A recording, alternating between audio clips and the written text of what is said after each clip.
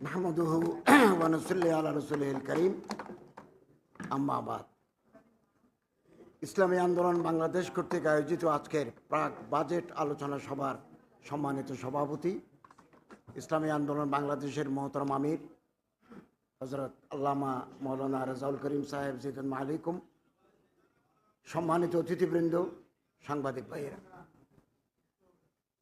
আমি অত্যন্ত অভিনিবেশ সহকারে আপনারা যারা বিজ্ঞ প্রাজ্ঞ তাদের বক্তব্য শুনেছি। মূলত বাজেট একটা রাষ্ট্রের দর্শন। আগামী এক বছরের জনগণের আশা আকাঙ্ক্ষার প্রতিফলন ঘটে বাজেটে। বাজেট দিতে হয়। আমাদেরটা মূলত ঘাটতি বাজেট। আর আমরা এমন এক সময়ে এসেছি যে আমাদের অর্থনীতি অনেকটা ভঙ্গুর। দুঃশাসনের পরে অন্তর্বর্তীকালীন সরকার ১.৫ বছর যাওয়ার পরেও আমাদের অর্থনীতি এখন ভঙ্গুর পর্যায়ে আছে। এবং বাংলাদেশের স্বাধীনতার পরে এবছরই ৯,৩০,০০০ কোটি টাকার বাজেট ঘোষণা হতে যাচ্ছে। আমরা যখন দায়িত্বে ছিলাম তখন আমাদের বাজেট ছিল ৭,৯০,০০০ কোটি টাকা। ২০২৩-২০২৪ সালে বাজেট ছিল ৭,৯৭,০০০ কোটি টাকা।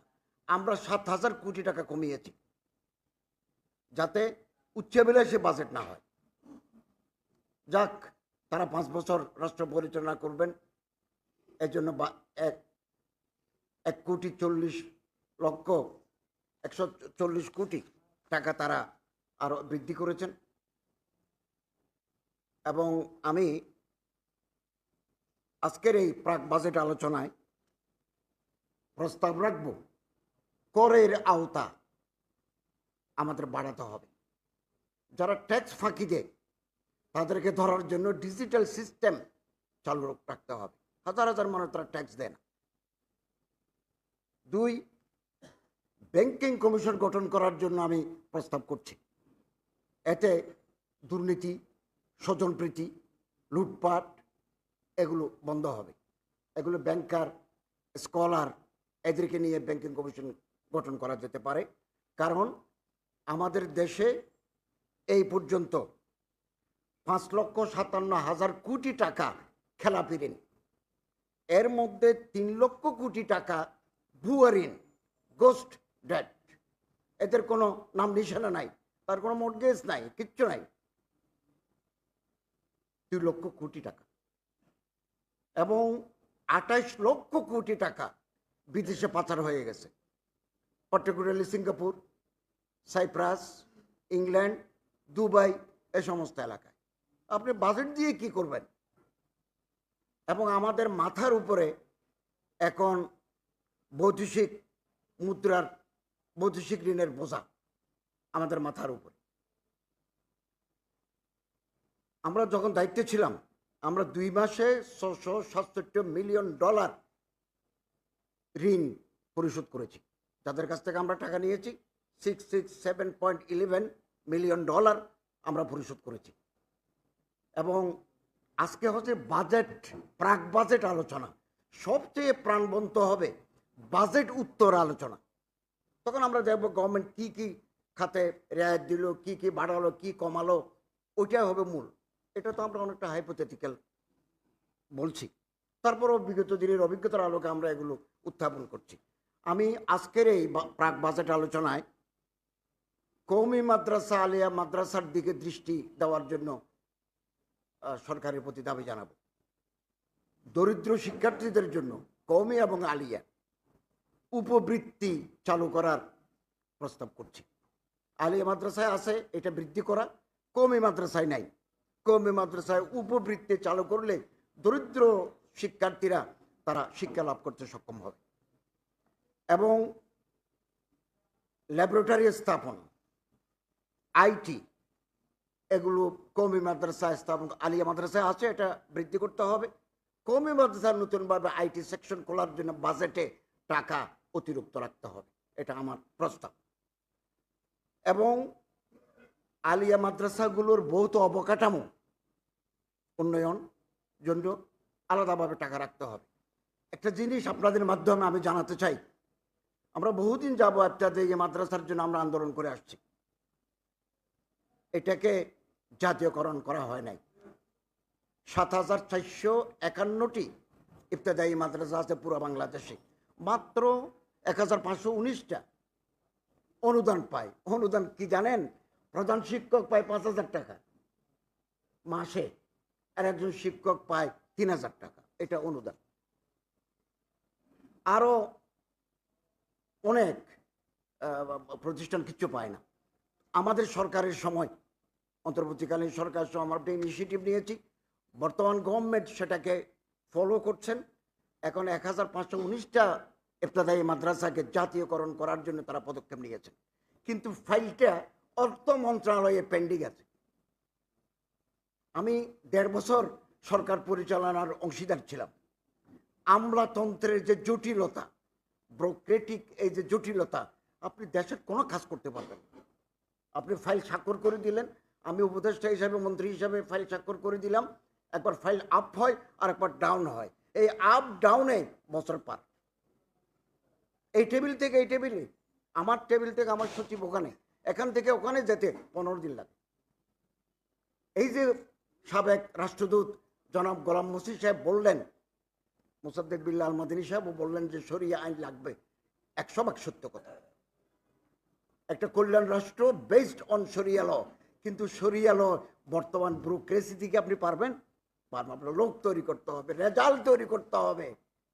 এর জন্য আমাদের লং টার্ম প্রজেক্ট দরকার। আপনি সচিব, আমি তো মন্ত্রণালয় চালানোর সময় একজন জয়েন্ট সেক্রেটারি, একজন উপসচিব চাইছি, পাই নাই। কোনো না কোনো দলের সাথে শরিয়া আইন বুঝে, শরিয়া আইন চায় এরকম সচিব, উপসচিব আপনি কোথায় পাবেন? এর জন্য আমাদের এগুলো তৈরি করতে হবে, লং টার্ম প্রজেক্ট। আগামীকালেই সংসদে মেজরিটি পাবো এটা নয়, এটা আরও হোক না, সময় যাক। এখন আমাদের একজন আছে, 5 বছর পরে হয়তো আরও 30 জন হবে, আরও 5 বছর পরে প্রধান বিরোধী দল, আরও 20 বছর পরে মূল দল হতে পারে না।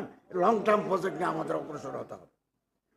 এবং আপনারা লক্ষ্য করবেন, রাষ্ট্রীয় কাঠামো না বদলালে বাজেট নিয়ে যত আলোচনা করেন কিছু হবে না। অনেক সুন্দর কথা সোহরাব সাহেবের কথা এবং প্রথম আলোর সাংবাদিক ভাইয়ের কথা আমরা, এবং ইঞ্জিনিয়ার সাহেবের কথা আমি ঢোকার সময় খুব মনোযোগ সহকারে শুনেছি, অত্যন্ত মূল্যবান কথা। চামড়া, চামড়া আমি, আপনারা জানেন নয়া দিগন্ত এবং আমার দেশে আমি মাসে 8টা করে উপসম্পাদকীয় লিখি। চামড়া নিয়েও আমি লিখেছি। কেন আমাদের দেশের চামড়ার এই দুরবস্থা কেন? এটা একটা কারণ নয়, অনেক কারণ। প্রথম, সিন্ডিকেশন, রাজনৈতিক প্রভাব, লোন প্রাপ্তির ক্ষেত্রে জটিলতা। 4, LWG সার্টিফিকেট নাই।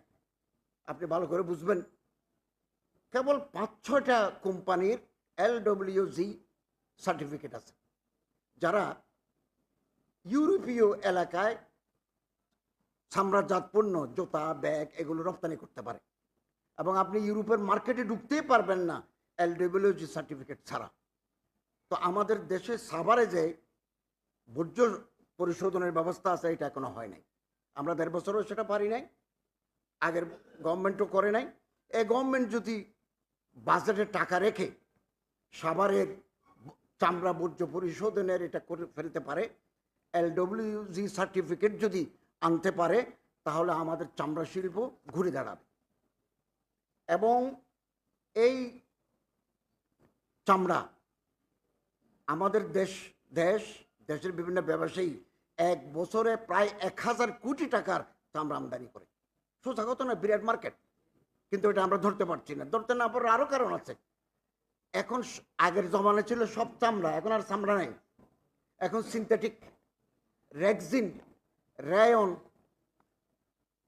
বিদেশে একটা গাছ আছে